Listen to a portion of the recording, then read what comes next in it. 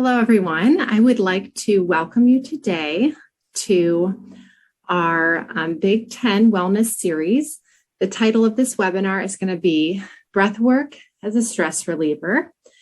And our presenter today is Dr. Maeve Howett. She is a professor and associate dean for the Baccalaureate Program Office of the Academic Deans at the University of Maryland School of Nursing. So welcome, Dr.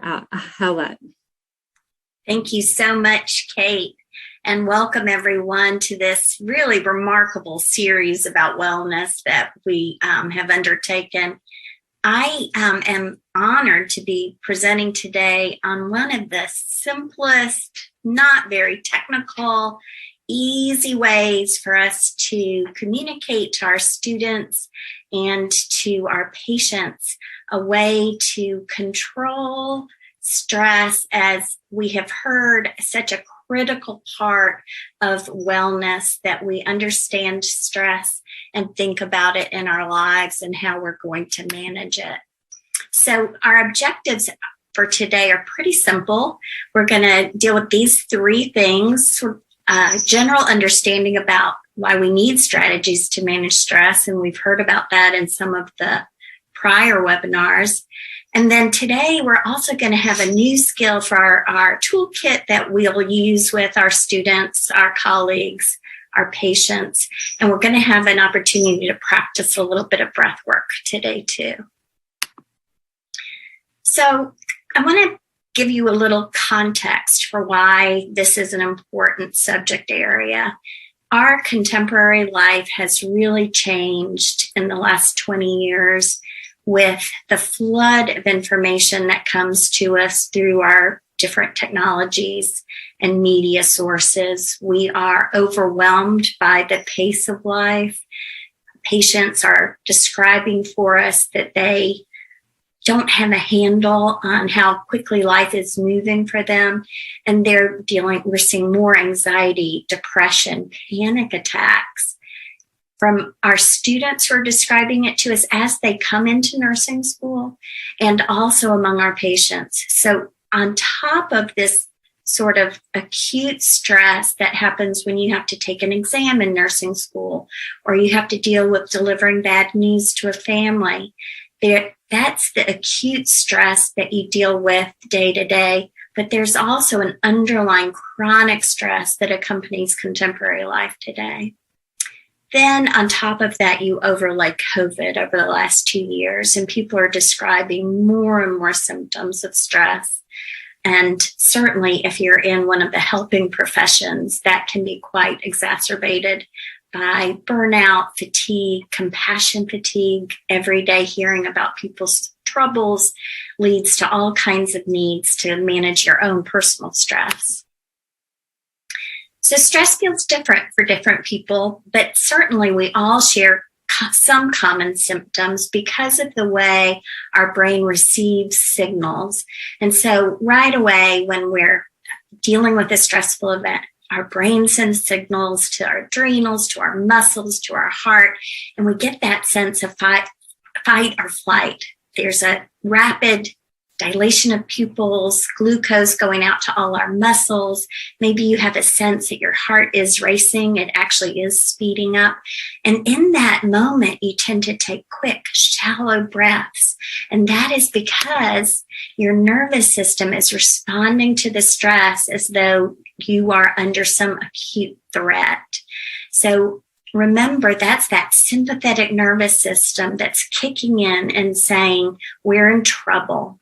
Well, unfortunately, if you're dealing with stress as a chronic part of your life, that sympathetic nervous system that's elevating your glucose, elevating your heart rate, creating these symptoms of short, quick breaths, needs to be down-regulated, and we want to get more in control of our parasympathetic nervous system that is in, remember, that rest and digest system. And so that's the one that breath work can address. And when you're slowing your breathing, you're actually able to slow your heart rate, slow that fight and flight response a little bit. And some of that is because the parasympathetic innervation is in our brains and in our sacral nerves, and the sympathetic lives more in our thoracic and lumbar region.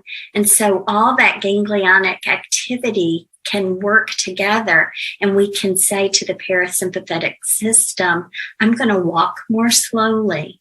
I'm going to slow my breathing, and slowly that will actually reverse the things that the sympathetic system has thrown at you.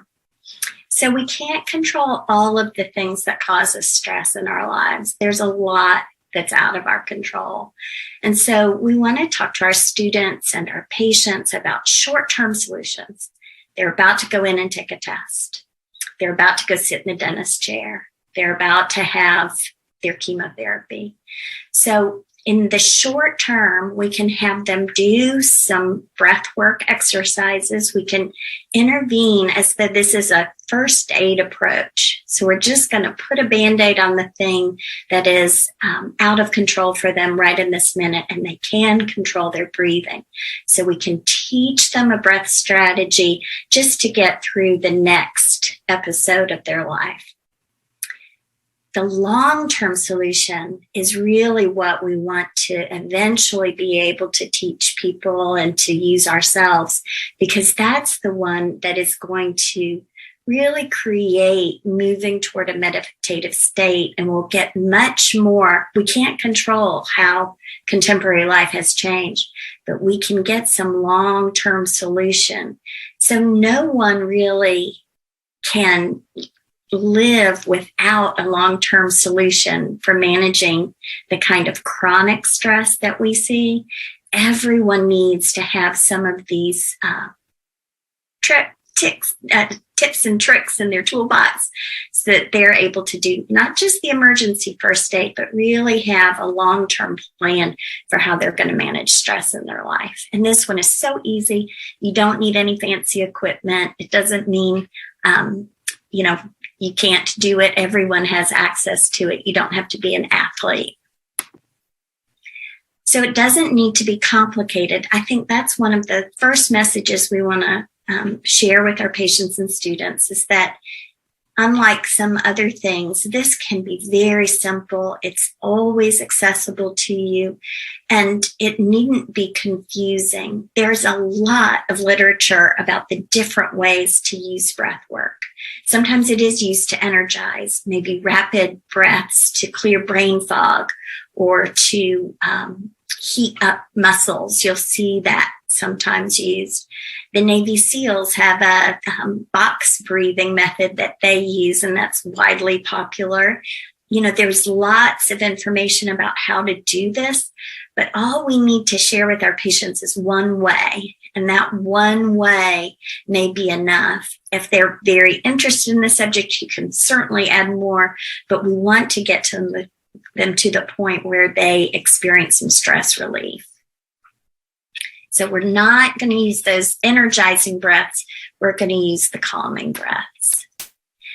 So I want to invite you to practice for a minute so that you can see how simple this is and have a little stress reduction right now in this 30 minutes. So I'm going to invite you to place one hand over your heart. And as you do that, see if you can feel maybe your heart beating. Maybe you're doing some breathing in your chest and you can actually feel your chest move. And place the other hand on your belly, because what you want to do when you're working on breath is to send more air deep into your lungs. And remember, from your first nursing course, we have lung tissue up in our shoulders, way down deep in our bellies and our backs. So we want to really expand our lungs in this moment and take a big, deep breath. So I'm going to invite you to close your eyes and just notice your breathing for a minute.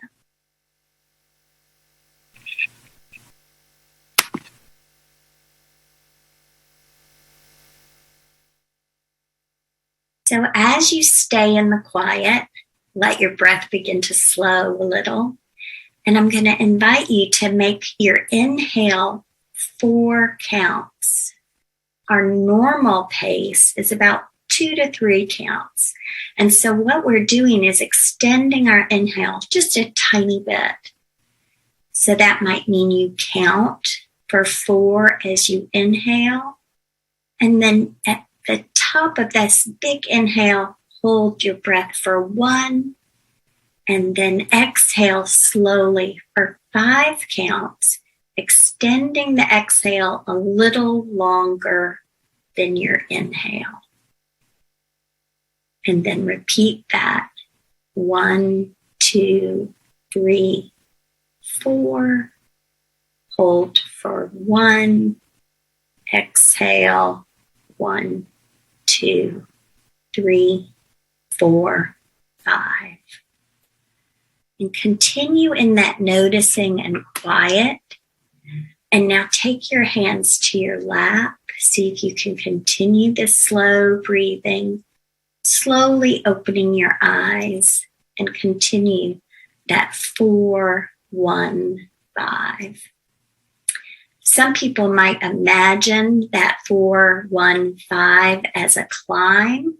So they climb up 4 counts, hold their breath for 1, and then exhale 5 counts. Some people might use a word or a mantra. I like to use love and peace because love is 4 letters and peace is 5. So I can count, or I can say LOVE, hold for a pause, PEACE.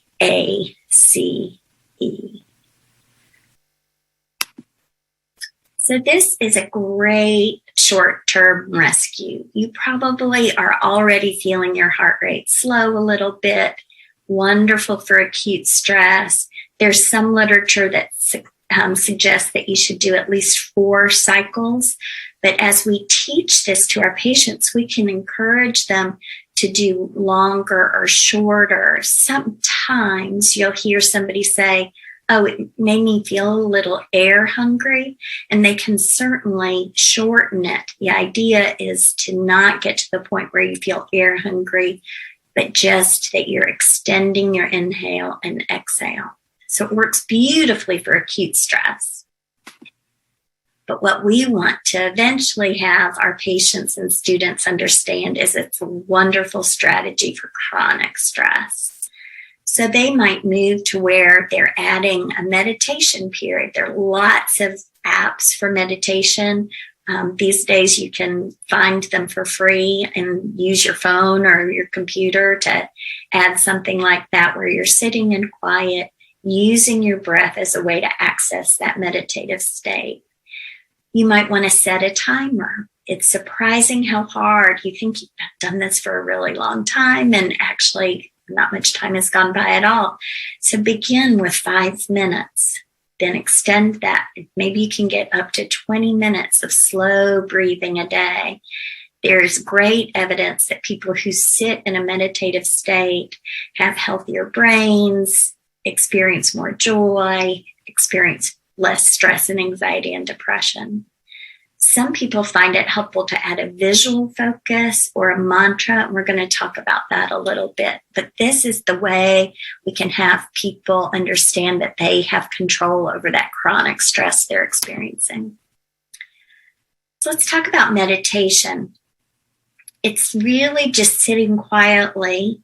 Sometimes people use a visual focus, like a religious icon, or they like looking out the window, but they're trying to empty their mind of thought and focus just on their breathing, maybe a mantra, maybe a prayer, but it's clearing your mind as a way to control the stress in our lives. It needn't be complicated, but it's something that can work very quickly and have wonderful results. So a visual focus might be a photograph of something that feels very calm, like this beach picture. a window. People like to look out at nature if they have something beautiful to look at. We know the evidence that patients who were in rooms with windows had better outcomes than patients who looked out at a not beautiful landscape or like a brick wall or didn't have a window in their room. So windows, we know nature landscapes are really helpful for getting into a meditative state and clearing the mind. Sometimes people want to look at an object like a loved one's photograph, a picture that brought them joy. Many traditions and cultures use a religious icon, a figure of some kind, and that can be your visual focus. Sometimes walking meditations are used, and when you're doing walking meditation, it's a wonderful way to access a meditative state, but you want to begin with that breath work. And so what happens often in walking meditation is you want to take off using all that rapid heart rate and circulating glucose and, all the thoughts that are spinning. And so you might start off at a really fast pace. But what you want to do as you add your breath work, slowing your heart rate, slowing your thinking, emptying your mind, you want to set off without any expectations of arriving somewhere. You really are aiming for a meander so that you can slow your walk, slow your breath. Some people experience very helpful to be in a circular path so they don't have to worry about getting lost or getting too far away from home. Other people have had good success using labyrinths, so they're walking without having to think and can access a meditative state in that way. These are all great ideas that we could do on our college campuses. Schools have added labyrinths for students with some good success. And many times this is part of a spiritual practice, but it needn't be. It can be just a wellness activity. Mantras also sometimes are associated with a spiritual practice, but that should not be off-putting for us. We can certainly present this as a wellness activity that's completely secular, but it's a way of staying in a meditative state, keeping our breath very slowly with the word or words. My example of love and peace is very powerful because it's evoking words that suggest a calm state, a stressless state. So the idea of something that's very repetitive will focus the mind and keep the intrusive thoughts that many people deal with under stress kind of at bay. So it needn't be complicated, but a student or patient can choose a word or words that help them access a much less stress state. And then beats and prayers are often a way for people to stay in that meditative state, and we see that across many cultures. So in conclusion, I want to suggest that we start very slowly. We don't want to add one more burden to our students' lives. We don't want to suggest that they have to do something that is going to further complicate their to-do list. They can use it as needed. It's very simple. It's accessible to everyone. And as they teach it to others, they teach it to their patients. We could really see a culture shift where people understand that stress is a part of our daily lives. It is acute, but more importantly, it is chronic. And so we need to understand stress relief as something that we manage and care for the way we care for the world. So nurses doing this is a great way to add to our toolkit. And I thank you all for your attention today and appreciate it. Okay, thank you so much. Do we have any questions at all?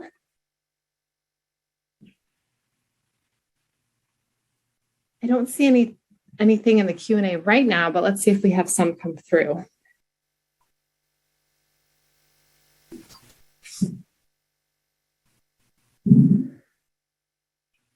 Okay, we do have one.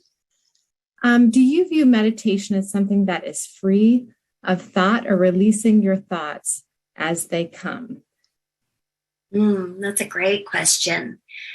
And everyone's going to be at a different point in how they access a meditative state. So I would say when you're a beginning practitioner, it is trying to let the thought come and then breathe the thought away. And you're returning again and again to just your breath, breathing in your mantra or just counting and focusing on your breath in that way won't allow another thought to come. So you might say, oh, I've lost touch with my count or my mantra. So I'm going to go back to that, and that thought will drift away on the next exhale. So it's bringing the focus back. And then as you get to a sort of a more mature meditative accessibility, you can drop into a meditative state more quickly.